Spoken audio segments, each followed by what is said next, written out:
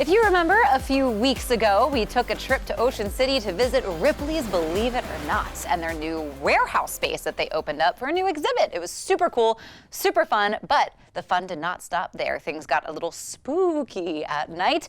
We took a ghost tour at Ripley's Believe It or Not because, believe it or not, it's actually quite haunted. So let's see how it went. So in 1925, there was a great Ocean City fire that happened, and it actually burnt down 3 blocks of the boardwalk. This building was one of the buildings. Across the way, the Atlantic Hotel was the other. Dolly's, all of this burnt. They called it the Great Ocean City Fire. This building burnt in 1925, but was rebuilt in 1926. So we're gonna go inside. Brandon's gonna tell you a few stories about some exhibits, and then we'll move on to the next room. The first one's gonna be in this case right to my right here. This is one of Audra's favorite exhibits in here, and it's a Tibetan skull coffee pot. So it's an actual skull that's been converted into a steamer coffee pot. This was Robert Ripley's. He used to drink his daily coffee and tea out of this actual coffee pot, thermos, whatever you want to call it, but it's in the right-hand corner of this case. So if you get a chance, take a look at it. Over in this case on this side over here, Ripley loved the Orient. He always said that when he died, he would come back of an Orient descent.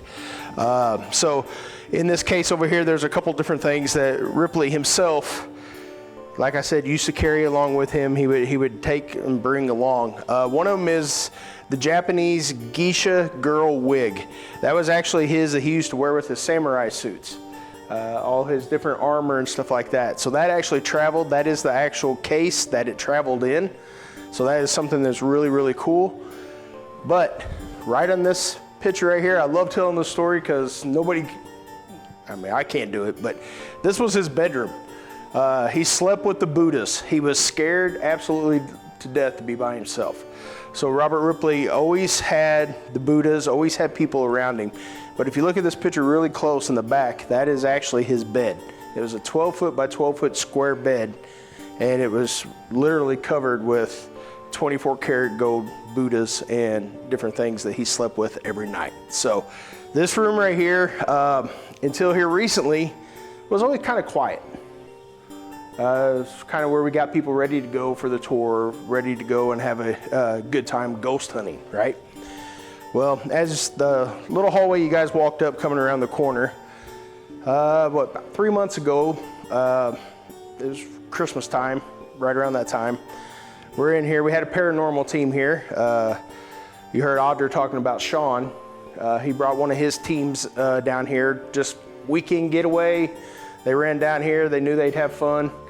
So they're set up in this room here. We're all in here and everybody's real quiet and everybody's asking questions.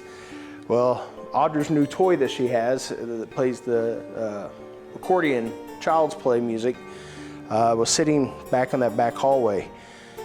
Some of you guys may have it, I know Stephanie does, but the cat ball.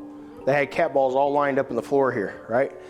So we're all sitting in here. I'm sitting back being quiet, minding my own business, watching people's K2 meters and watching some of his team kind of do their thing. All of a sudden, one of them cat balls just takes off rolling down the floor.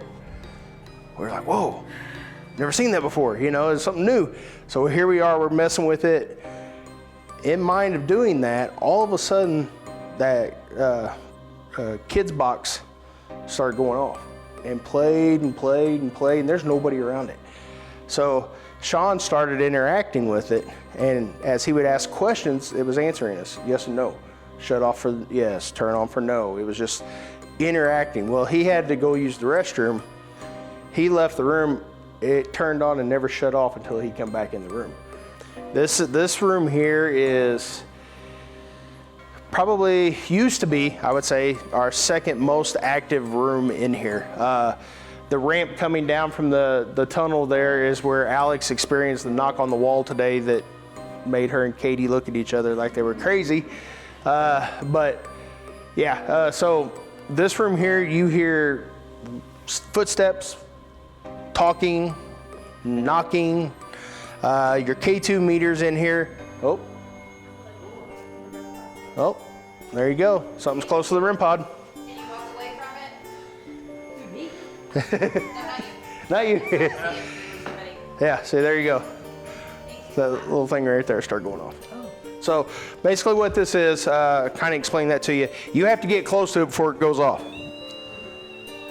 All right, so what it was is something came near it, and you see the red light here.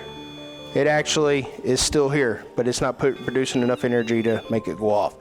So this reads energy in the air. It reads motion.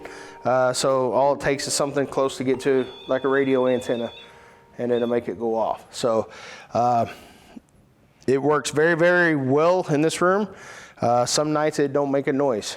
I think many of us scared ourselves with that little music box tool that they had there throughout the night, but the EMF readers were really fun. All the best ghost hunting tools were used for the ghost hunting tour that we took at Ripley's, believe it or not, in Ocean City, but a great time to check out and just a really fun family event any day that you go and head to Ripley's, believe it or not, right there in Ocean City. But we've got some more Coast Life to get to, just a little bit more when we get back.